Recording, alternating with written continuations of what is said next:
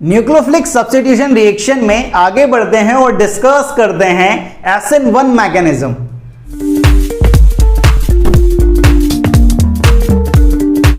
Hello student, कैसे हैं आप? This is chemistry Baba. Welcome to chemistry Adda, एक ऐसा प्लेटफॉर्म जहां पर आप केमिस्ट्री को फील करते हैं। यार क्रैश कोर्स चल रहा है ऑर्गेनिक केमिस्ट्री का। दिन पे दिन आप अपनी ऑर्गेनिक केमिस्ट्री बेहतर करने जा रहे हैं और एक हफ्ते के अंदर आप अपनी पूरी ऑर्गेनिक केमिस्ट्री को कवर्ड कर लेंगे। पूरी ऑर्गेनिक केमिस्ट्री आपके लिए खत्म हो जाएगी। ठीक है, फिर अपन एनसीईआरटी सॉल्यूशन करना स्टार्ट करेंगे, पीवाईक्यू सॉल्यूशन करना स्टार्ट करेंगे। ठीक है, जो भी हमारे 2019, 2020 और 2021 में जेईई मेंस में आए हुए हैं वो अपन सॉल्व करेंगे। और पिछले 5 साल के जो नीट में ऑर्गेनिक केमिस्ट्री से जितने भी क्वेश्चन आए हुए हैं उन्हें अपन सॉल्व करने की कोशिश करेंगे यार। ठीक है, तो आज का जो टॉपिक रहने वाला है वो है SN1 मैकेनिज्म, NSR मैकेनिज्म की थोड़ी सी बात करेंगे। आप जानते हो कि NSR रिएक्शन में बेसिकली होता क्या है, कोई R रहता है, उससे एक लिविंग ग्रुप कनेक्ट होता है, आपका न्यूक्लियोफाइल आता है, ये लिविंग ग्रुप अपना इलेक्ट्रॉन इस कार्बन का इलेक्ट्रॉन लेके निकलता है। R पर कमी आती है, उस पर न्यूक्लियोफाइल अटैक करता है, तो RNu प्लस Lg नेगेटिव के फॉर्म में ये निकल जाता है। ये रिएक्शन NSR कहलाती है। अब जो आपके NSR का जो मैकेनिज्म होता है यार वो अलग अलग टाइप का होता है। अलग अलग टाइप की हमारे पास NSR की रिएक्शन आती है। NSR मैकेनिज्म अलग अलग टाइप का होता है, जिसमें हमारे पास SN1 आता है, ठीक है, SN2 आता है, SNI आता है और आता है हमारे पास ARSN बोल सकते हैं, या SNAR भी बोलते हैं। ठीक है, या ARSN भी बोल सकते हैं। ठीक है, ये ध्यान रखें। तो यहां पर SN1 मतलब substitution nucleophilic unimolecular reaction, SN2 का मतलब सब्स्टिट्यूशन न्यूक्लियोफिलिक बाइमॉलिक्यूलर रिएक्शन, SNI का मतलब substitution nucleophilic intramolecular reaction, SNR का मतलब क्या है, SNAR का मतलब क्या है, सब्स्टिट्यूशन न्यूक्लियोफिलिक एरोमेटिक रिएक्शन। ठीक, या फिर एरोमेटिक NSR भी इसे अपन कहते हैं भाई। ठीक है, तो एक एक करके पढ़ना स्टार्ट करेंगे। ठीक है, SN1, SN2, SNI, ARSN, इन सबको अपन डिटेल में पढ़ने वाले हैं। तो सबसे पहला जो आज अपन डिस्कस करेंगे वो है SN1। यहां पर 1 का मतलब क्या है कि ये यूनिमॉलिक्यूलर रिएक्शन है। आपने केमिकल काइनेटिक्स में molecularity and order of reaction पढ़ा होगा भाई। तो यहां पर जो मॉलिक्यूलरिटी रहती है रिएक्शन की वो 1 रहती है। और SN2 का मतलब है सब्स्टिट्यूशन न्यूक्लियोफिलिक बाइमॉलिक्यूलर रिएक्शन, मतलब यहां पर जो हमारी मॉलिक्यूलरिटी रहने वाली है रिएक्शन की वो कितनी रहने वाली है, 2 रहने वाली है। इस बात का ध्यान रखेंगे। तो एक एक को पढ़ना स्टार्ट करते हैं। आज का जो टॉपिक है हमारे पास वो है SN1 रिएक्शन, SN1 मैकेनिज्म किस तरह से प्रोसीड होता है, चलिए देखते हैं। NSR मैकेनिज्म में सबसे पहला मैकेनिज्म जो अपन डिस्कस करने वाले हैं वो है SN1 mechanism. Substitution nucleophilic unimolecular reaction का जो मैकेनिज्म होता है उसे अपन डिस्कस करेंगे।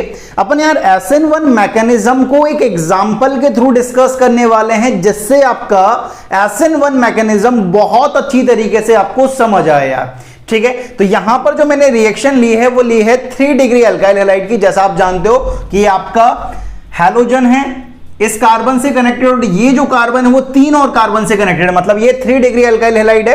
उस पर मैं OH का सब्स्टिट्यूशन करा रहा हूं, होने क्या वाला ये Br निकलेगा, उस पर OH सब्स्टिट्यूट हो गया होगा। ठीक है, तो इस रिएक्शन का क्या मैकेनिज्म है, किस तरह से ये रिएक्शन चलती है, उसे अपन एक एक करके एक एक पॉइंट में समझना स्टार्ट करेंगे। बहुत कम टाइम में आप SN1 मैकेनिज्म को बहुत आसानी से समझ सकते हैं आप। तो सबसे पहला पॉइंट आता है कि जो आपका SN1 मैकेनिज्म होता है वो मल्टी स्टेप मैकेनिज्म होता है। ठीक है, सिंगल स्टेप मैकेनिज्म नहीं होता, मल्टी स्टेप मैकेनिज्म होता है, मतलब एक से ज्यादा स्टेप में आपका ये मैकेनिज्म कंप्लीट होता है। लेकिन ये जो मैंने एग्जांपल लिया है 3 डिग्री अल्काइल हैलाइड का, जिसपे मैं सब्स्टिट्यूशन करा रहा हूं OH नेगेटिव का, ये हमारा 2 स्टेप मैकेनिज्म है, 2 स्टेप का मैकेनिज्म है। 2 स्टेप के अंदर ये मैकेनिज्म हमारा खत्म हो जाएगा। ठीक है, तो याद रखेंगे कि SN1 mechanism multi step mechanism है। दूसरा पॉइंट आपके लिए कि इन फर्स्ट स्टेप आयनाइजेशन करके पहली स्टेप में आयनाइजेशन होता है भाई। आयनाइजेशन कैसे होता है इस चीज को समझें कि जैसे कि आपके पास ये जो 3 डिग्री अल्काइल हैलाइड है ना, ठीक है, 3 डिग्री अल्काइल हैलाइड होता क्या है यार यहां पर कि ये जो Br है वो एज अ लिविंग ग्रुप यहां पे काम करता है। ये क्या करता है, अपना इलेक्ट्रॉन प्लस साथ में इस कार्बन का इलेक्ट्रॉन लेकर निकलता है। अब जैसे ये इलेक्ट्रॉन लेके निकलेगा, कार्बन का इलेक्ट्रॉन लेके जा रहा है, मतलब कार्बन पर कमी आ गई, मतलब इस पर पॉजिटिव चार्ज आने वाला है। Br इलेक्ट्रॉन लेके निकल रहा है कार्बन का भी, मतलब Br पर इलेक्ट्रॉन ज्यादा है, मतलब इस पर क्या होगा, नेगेटिव चार्ज होगा। तो हमारे पास यहां पर कुछ इस तरह का एक कार्बोकेटाइन बनेगा, CH3 का whole thrice positive plus Br negative, ठीक है। और ये जो हमारी स्टेप 1 है वो रिवर्सिबल होती है, ये हमारी स्टेप 1 है, ये ध्यान रखें, ये हमारी स्टेप 1 होती है, रिवर्सिबल नेचर की होती है और हमारी RDS होती है। RDS का मतलब क्या? रेट डिटरमाइनिंग स्टेप, मतलब इस रेट, इस रिएक्शन पर हमारी पूरे रिएक्शन की जो रेट है वो डिपेंड करने वाली है। अगर ये रिएक्शन आसानी से हो गई तो हमारी रिएक्शन की रेट ज्यादा आएगी, अगर ये मुश्किल से हुई तो हमारी रेट क्या आने वाली है? कम आने वाली है, हमारा प्रोडक्ट कम फॉर्म होने वाला है। तो पहली स्टेप में आयनाइजेशन होता है, ये जो स्टेप है वो रिवर्सिबल नेचर की होती है, स्लो होती है, RDS होती है, ठीक है। तो यहां पर हमारे पास आयंस डेवलप हुए, आयनाइजेशन हुआ है। नेक्स्ट पॉइंट यहां पर आता है कि presence of PPS is favourable condition, कि यहां पर जो पीपीएस है, पोलर प्रोटिक सॉल्वेंट का होना एक फेवरेबल कंडीशन होती है, क्योंकि जो आयन फॉर्म हुए आयनाइजेशन से वो स्टेबलाइज होते हैं पीपीएस से। पीपीएस उन्हें स्टेबलाइज करने की कोशिश करता है। होता क्या है, आप जानते हो पोलर प्रोटिक सॉल्वेंट जो रहता है वो कैटायन और एनायन दोनों का क्या करता है भाई? सॉल्वेशन करता है। तो अब जैसे ही यहां पर पीपीएस होगा तो पीपीएस क्या करेगा? इस कार्बोकैटायन और ये जो एनायन फॉर्म हुआ है उन दोनों की चार्ज को कम करेगा। अगर चार्ज को कम करेगा मतलब इनकी स्टेबिलिटी को बढ़ाने वाला है। तो presence of PPS is favourable condition because ion formed by ionisation is stabilised by PPS. मतलब पीपीएस क्या करेगा? बेसिकली सॉल्वेशन करेगा, और सॉल्वेशन करेगा तो इनका चार्ज क्या हो जाएगा? कम हो जाएगा।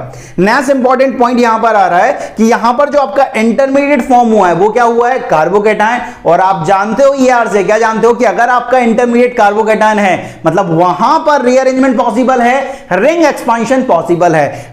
Intermediate of reaction is carbocation, so rearrangement ring expansion is possible. तो यहां पर आपका जो इंटरमीडिएट बना है वो क्या बना है? कार्बोकैटायन बना है। ये आपका कार्बोकैटायन एज ए इंटरमीडिएट है, ये ध्यान रखेंगे यार, ठीक है। तो यहां पर रीअरेंजमेंट रिंग एक्सपांशन दोनों पॉसिबल होने वाले हैं। नेक्स्ट पॉइंट तो देखेंगे कि पहले स्टेप में आयनाइजेशन हुआ है, सेकंड स्टेप में होता क्या है कि जो आपका न्यूक्लियोफाइल है वो अटैक करता है फास्टर रेट से। क्यों फास्टर रेट से अटैक कर रहा है?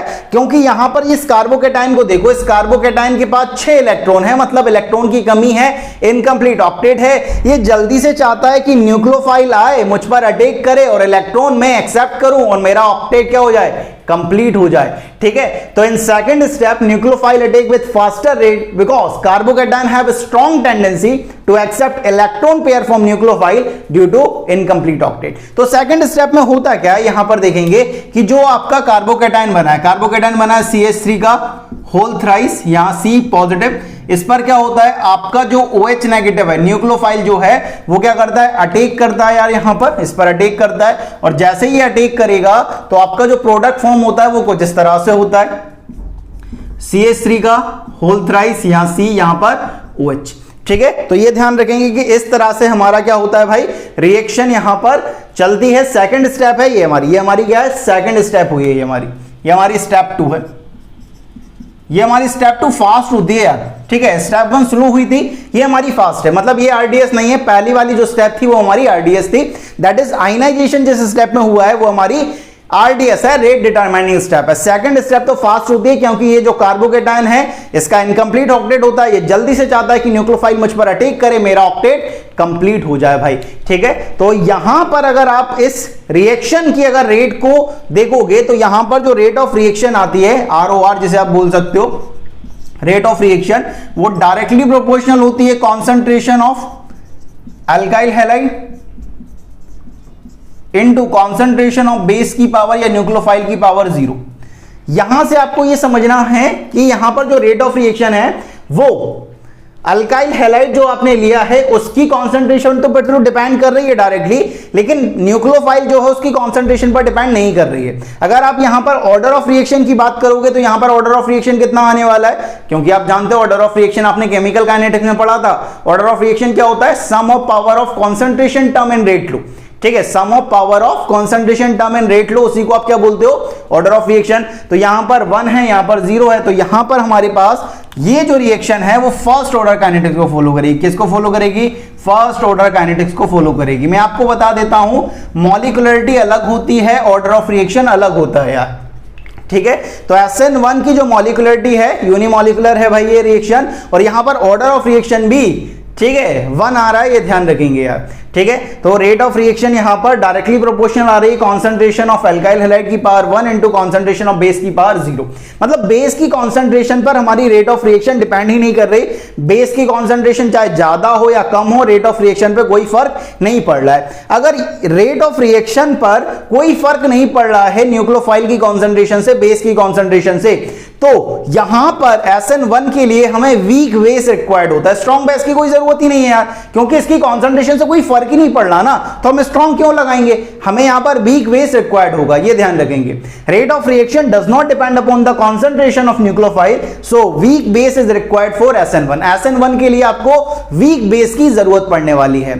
यहां पर एक इंपॉर्टेंट पॉइंट आता है कि अगर सर हमें बेस गिवन ना हो, हमें न्यूक्लियोफाइल गिवन ना हो, तो उस केस में क्या होता है, उस केस में यहां पर जो आपने पीपीएस लिया था, पोलर प्रोटिक सॉल्वेंट, वो एज अ न्यूक्लियोफाइल काम करता है और आपकी रिएक्शन को आगे बढ़ाता है। If base is not given then PPS में एक्ट एज न्यूक्लियोफाइल। जो आपका पोलर प्रोटिक सॉल्वेंट है, जैसे आपने वाटर लिया, वाटर का OH नेगेटिव वहां पर एज अ न्यूक्लियोफाइल काम कर जाएगा, अगर आपके पास न्यूक्लियोफाइल है नहीं तो भाई, ठीक है, ये ध्यान रखेंगे।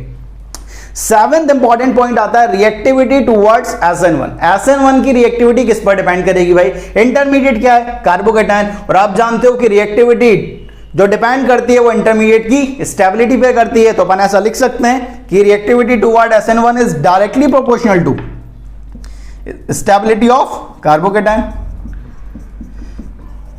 स्टेबिलिटी ऑफ कार्बोकेटायन पर डिपेंड करेगी। अगर हमारी स्टेबिलिटी कार्बोकेटायन की ज्यादा है, मतलब हमारी रिएक्टिविटी टुवर्ड SN1 ज्यादा होगी, और स्टेबिलिटी कम है, मतलब रिएक्टिविटी भी क्या होने वाली है, कम होने वाली है। जैसे कि अगर आपके पास यहां पर आपके पास बेंजाइलिक कार्बोकेटायन है, अलाइलिक कार्बोकेटायन है, 3 डिग्री कार्बोकेटायन है, 2 डिग्री कार्बोकेटायन है और 1 डिग्री कार्बोकेटायन है, तो यहां पर आप देखोगे यहां पर रेजोनेंस बहुत ज्यादा होगा, ठीक है, फिर यहां पर होगा, फिर यहां पर रेजोनेंस नहीं होगा तो प्लस एच इफेक्ट लगेगा, यहां पर प्लस एच, और यहां पर आप देख रहे हो कि यहां पर इस तरह की स्टेबिलिटी आने वाली है, तो यहां पर इस तरह का ऑर्डर रहने वाला है। तो जब आप एनसीईआरटी खोलोगे, हेलो एल्केन्स हेलो एरीन्स वाला चैप्टर खोलोगे, वहां पर जब SN1 SN2 का जो मैकेनिज्म देखने वाले हो, ठीक है, 390 से 392 पेज पर आपको मिलने वाला है, ठीक है, वहां पर ये एनसीईआरटी में गिवन है, ठीक है, और ये एक बार AIPMT में भी आया हुआ है, इस बात का ध्यान रखेंगे, ठीक है। इस तरह का पूछा हुआ था, बेंजाइलिक, अलाइलिक, 3 डिग्री, 2 डिग्री और 1 डिग्री कार्बोकेटायन में से सबसे ज्यादा जो रिएक्टिविटी होने वाली है टुवर्ड SN1 वो कैसी होने वाली है, ये ध्यान रखने वाली बात है।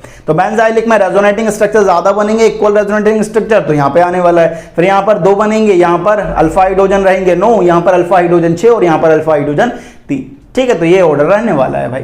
नेक्स्ट अगर बात करें, ये आपका एनसीईआरटी का एक और एग्जांपल है SN1 की रिएक्टिविटी पर, RI, RBr, RCl और RF। यहां पर आप देखोगे भाई, तो यहां पर कार्बोकेटायन तो R पॉजिटिव, यहां पर भी R पॉजिटिव, यहां पर भी R पॉजिटिव और यहां पर भी R पॉजिटिव। सर कार्बोकेटायन तो सेम बन गया, क्या इनकी रिएक्टिविटी सेम रहने वाली है?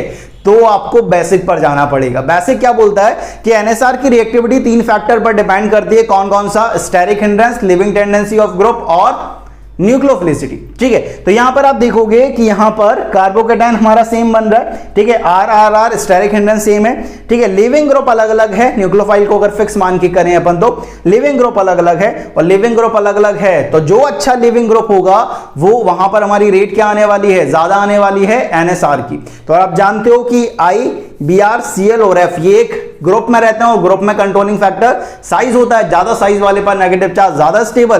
तो यहां पर सबसे अच्छा leaving group I negative, then Br negative, then Cl negative, then F negative. अगर लिविंग ग्रुप का ऑर्डर ये है तो हमारा जो रेट है उसका भी ऑर्डर क्या रहने वाला है, यही रहने वाला है कि सबसे ज्यादा जो रिएक्टिविटी होगी वो RI की रहेगी, then RBr, then RCl, then RF। ये ऑर्डर रहने वाला है SN1 रिएक्टिविटी का, ठीक है। तो इस तरह से आपका मैकेनिज्म प्रोसीड हुआ है, ठीक है। 2 स्टेप का मैकेनिज्म है, पहले स्टेप में आयनाइजेशन होता है, रिवर्सिबल प्रोसेस होती है, स्लो होती है, RDS होती है। दूसरी स्टेप में आपका न्यूक्लियोफाइल अटैक करता है फास्टर रेट से, ठीक है, और आपका प्रोडक्ट फॉर्म होता है। पीपीएस इज फेवरेबल कंडीशन है क्योंकि जो आयन फॉर्म हुए हैं आयनाइजेशन से वो स्टेबलाइज होते हैं, उनका सॉल्वेशन होता है, पीपीएस सॉल्वेशन करता है, उनकी चार्ज की स्टेबिलिटी को बढ़ाता है और इंटरमीडिएट की जितनी स्टेबिलिटी बढ़ेगी उतनी ज्यादा रिएक्टिविटी होने वाली है, उतनी ज्यादा रेट होने वाली है, ये ध्यान रखेंगे आप। तो ये SN1 की कुछ बात हुई, लेकिन SN1 मैकेनिज्म में अभी अपन को पढ़ना है कि एनर्जी प्रोफाइल किस तरह से होती है यहां पर और स्टीरियो केमिस्ट्री किस तरह से होती है। एक बार IIT जेईई में स्टीरियोकेमिस्ट्री से क्वेश्चन आया था और कई सारे बच्चों ने उस क्वेश्चन का गलत जवाब दिया था। कई सारे लोग ये बोलते हैं कि SN1 में रेस्माइजेशन होता है, लेकिन 100% रेस्माइजेशन नहीं होता, ये ध्यान रखेंगे, पार्शियल रेस्माइजेशन होता है। वो कैसे होता है चलिए देखते हैं। नेक्स्ट यार अपन डिस्कस करने वाले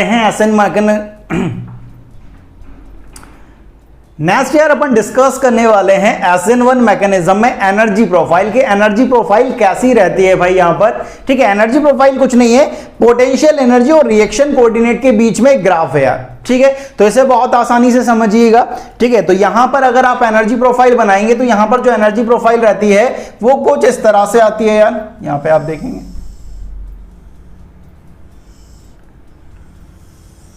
इस तरह से आपकी एनर्जी प्रोफाइल आती है।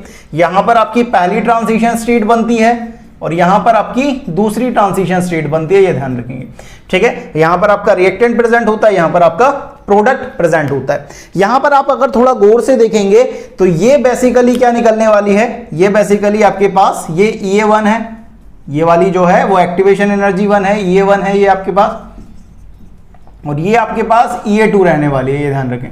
ये आपके पास EA2 रहने वाली है, ये ध्यान रखें। अब ट्रांजिशन स्टेट का क्या होता है कि जैसे आपके पास अगर X इंटरमीडिएट होते हैं, ठीक है, तो X+1 ट्रांजिशन स्टेट बनती है। तो यहां पर हमारे पास एक इंटरमीडिएट था, तो हमारे पास कितने ट्रांजिशन स्टेट बनेंगे, 1+1, दैट इज 2 ट्रांजिशन स्टेट हमारे पास बनते हैं। तो याद रखेंगे अगर आपके पास क्या है, X इंटरमीडिएट है, ठीक है, अगर आपके पास X इंटरमीडिएट अगर बनते हैं कोई भी रिएक्शन में, तो आपके पास X+1 क्या होने वाले हैं, ट्रांजिशन स्टेट होने वाली है, ये ध्यान रखेंगे। यहां पर ये आपकी ट्रांजिशन स्टेट रहने वाली है, ठीक है। इस तरह से आप समझ सकते हैं, ठीक है। तो ये आपके पास आता है भाई, ठीक है, ये होता है भाई, ये एनर्जी प्रोफाइल होती है। सेकंड जो मोस्ट इंपॉर्टेंट आता है, यहां से कई बार सवाल आए हुए हैं, स्टीरियोकेमिस्ट्री, इसको थोड़ा सा अपन देखेंगे।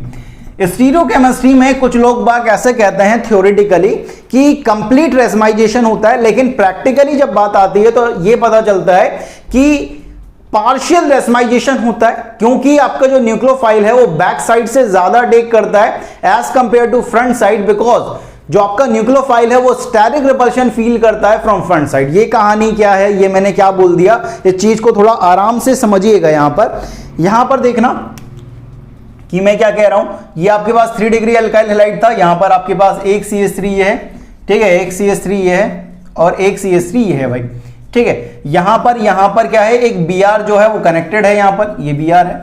अब यहां पर हो क्या रहा है कि आप OH नेगेटिव का यहां पर अटैक करवा रहे हो। अब ये जो OH नेगेटिव है वो 2 तरीके से अटैक कर सकता है, एक तो ये फ्रंट साइड से यहां पर, और दूसरा ये बैक साइड से भी अटैक कर सकता है कि अगर मैं बैक साइड से एक ऑर्बिटल बना देता हूं यहां पर, तो बैक साइड से भी अटैक कर सकता है इस तरह से, ये फ्रंट साइड से और ये बैक साइड से। अगर ये फ्रंट साइड से अटैक करेगा तो आपका इस तरह का एक प्रोडक्ट बनेगा, यहां देखिएगा, यहां C, यहां CH3, यहां पर आपका CH3 और यहां पर आपका CH3 और ये आपका OH।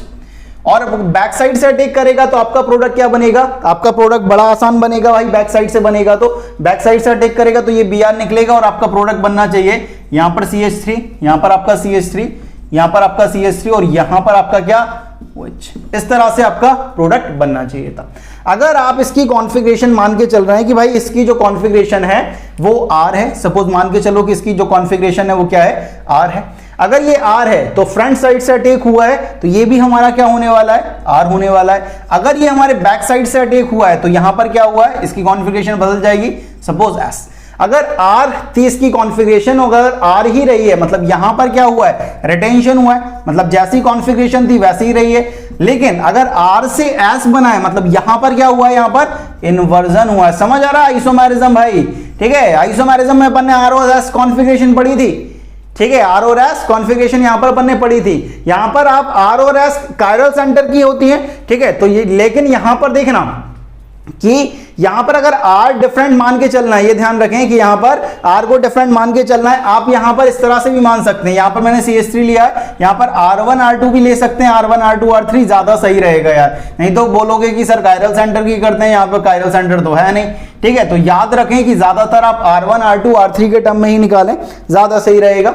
यहां पर आप देखेंगे ये आपके पास सपोज R1 है, ये आपके पास R2 है, ये आपके पास R3, उसी तरीके से ये R1 है, ये R2 है और ये R3 है। और इसी तरीके से ये R1 है, ये R2 है और ये R3 है भाई।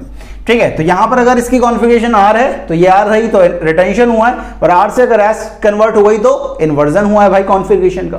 ठीक है, तो इस तरह से आप समझ सकते हैं। यहां पर थ्योरेटिकली ऐसा कहा जाता है कि जितना रिटेंशन होता है उतना ही इन्वर्जन होता है।